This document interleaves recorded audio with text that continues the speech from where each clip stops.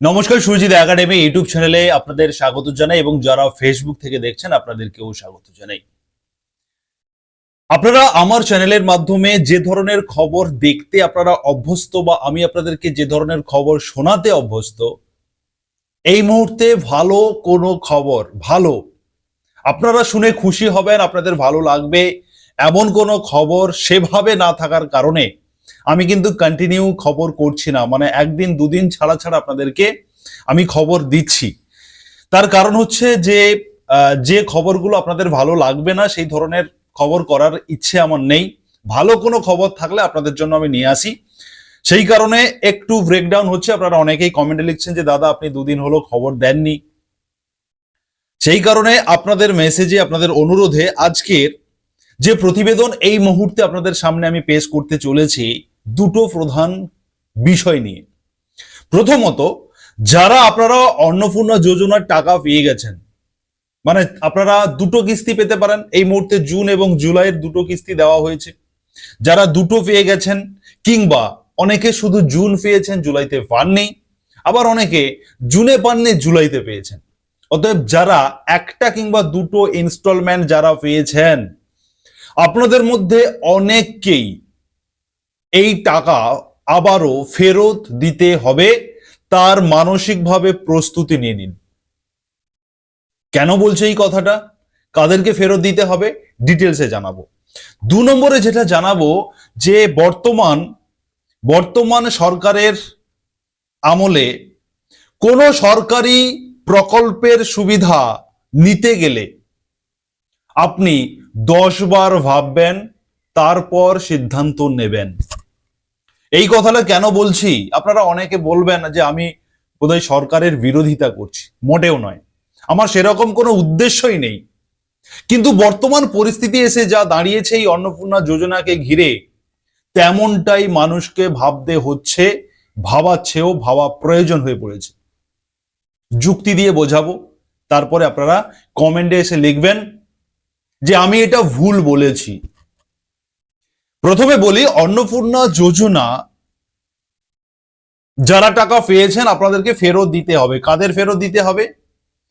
যাদের বাড়িতে একজন সরকারি অস্থায়ী কর্মী কিংবা স্থায়ী কর্মী কিংবা পেনশনার নিয়মিত বেতন পান, সেটা সরকারি অস্থায়ী কর্মী হতে পারে, মানে সিভিক পুলিশ, আশা কর্মী, আইসিডিএস দিদিমণি, প্যারা টিচার, বিভিন্ন কন্ট্রাকচুয়াল কর্মী যারা রয়েছেন এবং পেনশনার যারা পেনশন পান,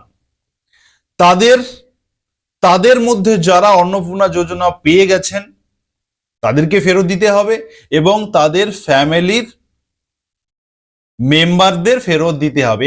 এখানে একটা বিষয় ক্লিয়ার নয়, ফ্যামিলি মেম্বারকে এই টাকা নেওয়া যাবে না বলা হয়েছে। যারা চাকরি করেন তাদের ফ্যামিলি মেম্বারকে এই টাকা নেওয়া যাবে না। এবার এই ফ্যামিলি মেম্বার মানে শুধুমাত্র স্পাউস, মানে স্বামী স্ত্রীর মধ্যে বোঝাচ্ছে নাকি আর বাকি অন্যান্য ফ্যামিলি মেম্বারদেরও বোঝাচ্ছে, এই বিষয়টা নিয়ে একটু ডাউট রয়েছে, আমরা ক্লিয়ার হতে পারিনি।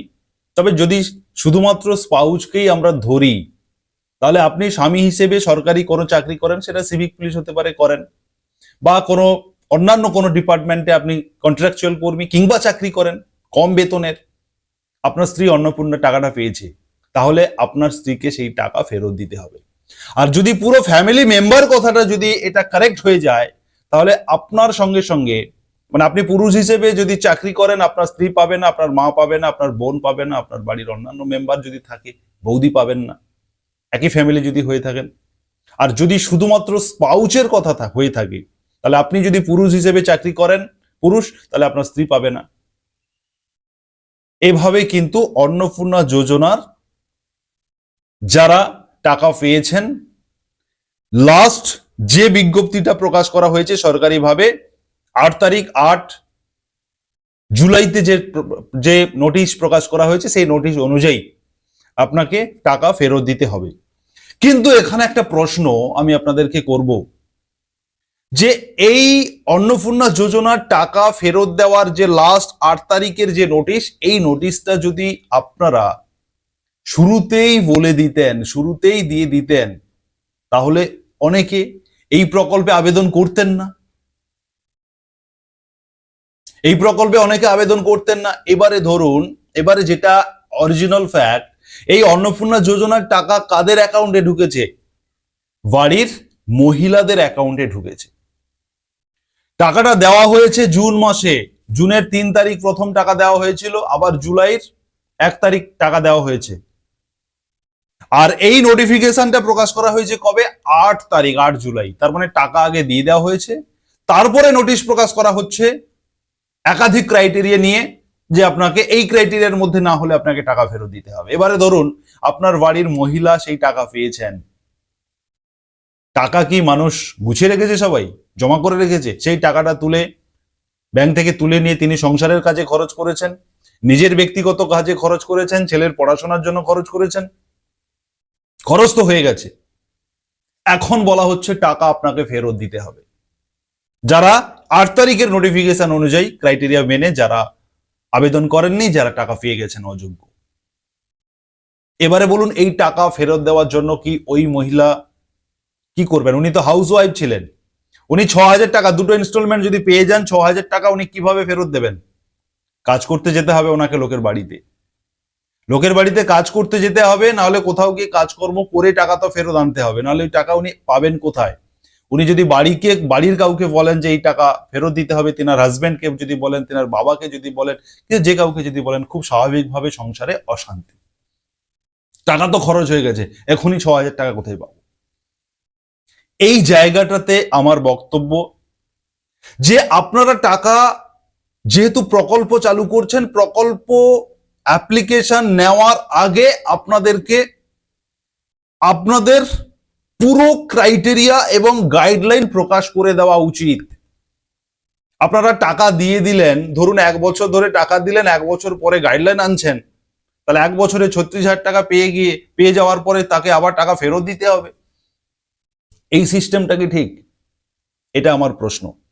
সেই কারণে আমি বলছি যে আপনারা যারা এখন এই বর্তমানে, এরপরে যুব শক্তি শুনছিলাম, যুব শক্তি 22 জুলাই থেকে শুরু হওয়ার কথা, এখনো পর্যন্ত সঠিক আপডেট আমাদের কাছে নেই। আমরা এখন কোনো আপডেট দিতে ভয় পাই, আপনাদেরকে যে কোনো আপডেট জানাবো ভয়ে ভয়ে জানাতে হয়, যে আমি এই খবরটা দেওয়ার পরে কালকের আবার চেঞ্জ হয়ে যেতে পারে। সেই কারণে আপডেটটা আমি আপনাদেরকে কন্টিনিউ করছি না এই মুহূর্তে। 22 জুলাইতে আমরা শুনেছিলাম যে যুব শক্তি চালু হবে,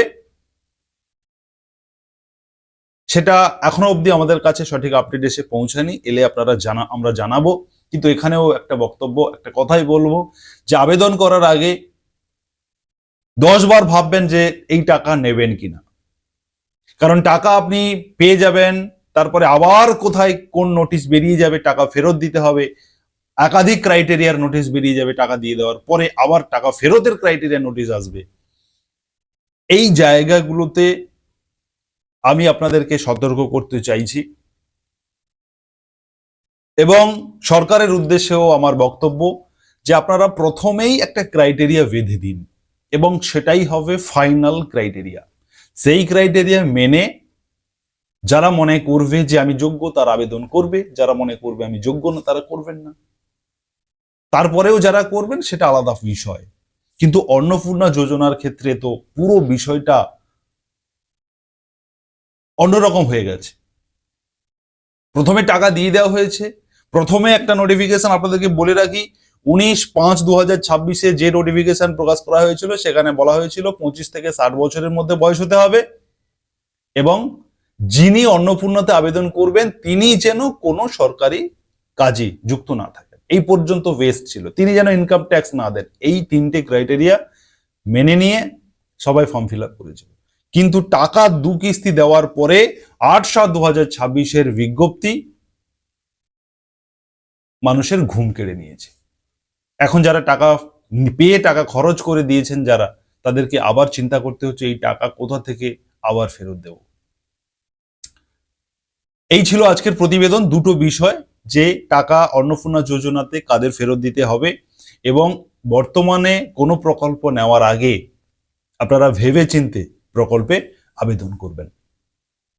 ভিডিওটি ভালো লাগলে আপনারা অবশ্যই শেয়ার করবেন, অবশ্যই যারা ইউটিউব থেকে দেখছেন আপনারা সাবস্ক্রাইব করবেন, নোটিফিকেশন বেল বাটন অন করবেন এবং যারা ফেসবুক থেকে দেখছেন অবশ্যই ফলো করবেন, শেয়ার করবেন। ধন্যবাদ।